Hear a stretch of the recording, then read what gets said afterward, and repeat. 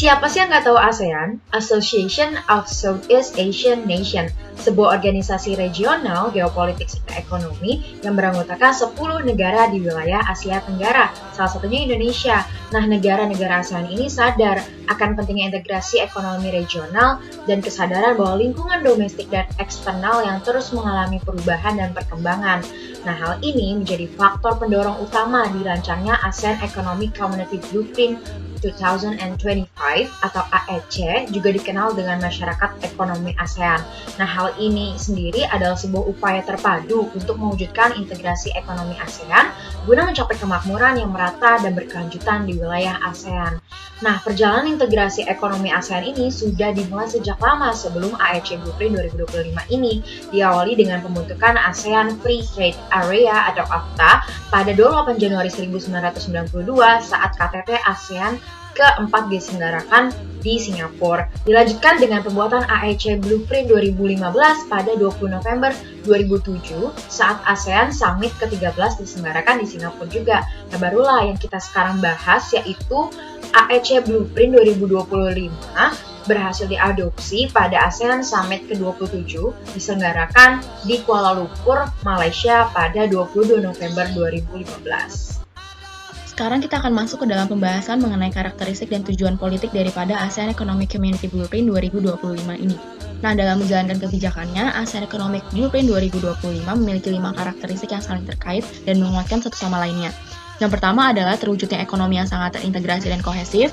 Yang kedua adalah terciptanya ASEAN yang kompetitif, inovatif, dan dinamis. Selanjutnya adanya peningkatan konektivitas dan kerjasama sektoral. Yang kemudian terciptanya ASEAN yang tangguh, inklusif, berorientasi pada rakyat dan berpusat pada rakyat. Dan yang terakhir adalah terwujudnya ASEAN yang global. Nah, hal ini kemudian diwujudkan dengan cakupan kerjasama ekonomi ASEAN yang mencakup bidang perindustrian, perdagangan, investasi, jasa dan transportasi, telekomunikasi, pariwisata, serta juga keuangan. Selain itu, kerjasama ini juga mencakup bidang pertanian dan kehutanan, energi dan mineral, serta usaha mikro kecil dan menengah atau UMKM. Nah, kemudian menilik daripada pernyataan yang dikeluarkan oleh Kementerian Luar Negeri, tujuan politik ASEAN Blueprint 2025 ini disebutkan sebagai berikut. Yang pertama adalah menjadikan kawasan ASEAN yang lebih stabil, sejahtera, dan sangat kompetitif. Nah, hal ini bisa diwujudkan dengan berbagai poin yang ditujukan untuk membangun ASEAN menjadi kawasan yang memiliki daya saing ekonomi yang tinggi dengan kebebasan lalu lintas, barang, jasa, investasi, dan juga modal. Nah, kemudian bebasan lalu lintas ini kemudian diintegrasikan lagi dengan kerjasama ekonomi regional yang diharapkan mampu memberikan akses yang lebih mudah, tidak terkecuali untuk perdagangan luar negeri. Yang selanjutnya adalah kita juga akan mengupayakan kesetaraan pembangunan ekonomi dan pengurangan kemiskinan serta kesenjangan sosial ekonomi, yang salah satunya adalah dengan penyetujuan ASEAN Framework on Equitable Development atau kerangka kerja ASEAN mengenai pembangunan ekonomi yang setara. Untuk mencapai tujuan politiknya, ASEAN memiliki beberapa instrumen ekonomi yang termanifestasikan dalam ASEAN Economic Community Blueprint 2025. Pada kesempatan kali ini, kami akan meng-highlight 4 instrumen ekonomi utama dalam AEC ini. Yang pertama itu ada logistik tanpa batas. Ini merupakan regulasi ASEAN terkait kemudahan arus logistik baik impor maupun ekspor di kawasan ASEAN. Dengan adanya efisiensi arus perdagangan ini, akan menciptakan pasar yang semakin lancar dan kompetitif. Kemudian instrumen yang kedua ada keunggulan regulasi, di mana ASEAN juga memiliki regulasi terkait pengurangan non-tarif barriers, di mana non-tarif barriers itu sendiri adalah usaha negara untuk melindungi pasar domestik dengan mengurangi kuota impor. Tentu ini adalah hambatan besar dalam menciptakan pasar ASEAN yang tunggal dan terintegrasi. Oleh karena itu, ASEAN berusaha untuk mengurangi non-tarif barriers tersebut. Untuk yang selanjutnya ada Sustainable Infrastructure, di mana ASEAN sebagai regulator dalam arus investasi dalam rangka meningkatkan infrastruktur publik maupun privat. Dengan pembangunan yang semakin terintegrasi di antara negara-negara ASEAN, arus modal dan investasi akan semakin lancar. Kemudian instrumen yang terakhir ada People Mobility.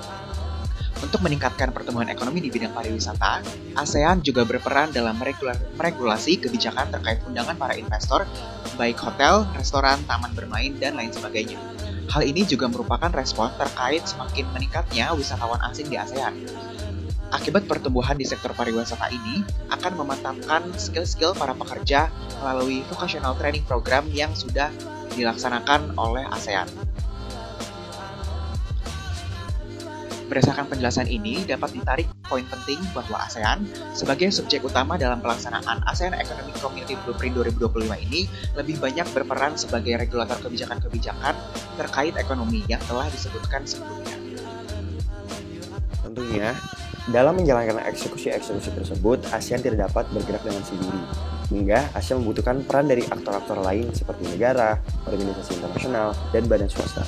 Nah, mitra utama ASEAN seperti yang sesuai ditampilkan di slide berikut dikenal sebagai mitra wicara yang terdiri dari Amerika Serikat, Australia, India, Jepang, Kanada, Republik Korea, Rusia, Selandia Baru, RRT, Uni Eropa, dan PBB.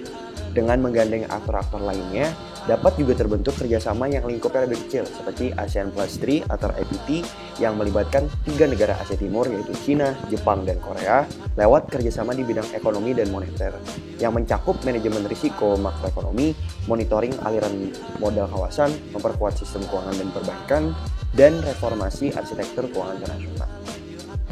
Jadi, apa kesimpulan yang dapat ditarik dari pembahasan sebelumnya? Nah, AEC merupakan instrumen ekonomi yang dimiliki oleh ASEAN dalam mencapai tujuan politiknya. Dalam hal ini, ASEAN lebih banyak berperan sebagai regulator dalam melancarkan arus logistik, mengurangi non-tarif barriers, serta arus investasi di bidang infrastruktur dan pariwisata. Dengan begitu, tujuan politik dari ASEAN yang ingin menciptakan kawasan yang bebas, kompetitif dalam lalu lintas barang dan jasa, investasi, dan aluran modal, serta kesetaraan pembangunan ekonomi diharapkan dapat terrealisasikan. Nah, akan tetapi, dalam pengerjaannya ASEAN tidak bisa sendiri dan membutuhkan mitra-mitranya. Sekian pembahasan dari kelompok kami, kurang lebihnya mohon maaf, dan untuk itu kami ingin mengucapkan Terima kasih.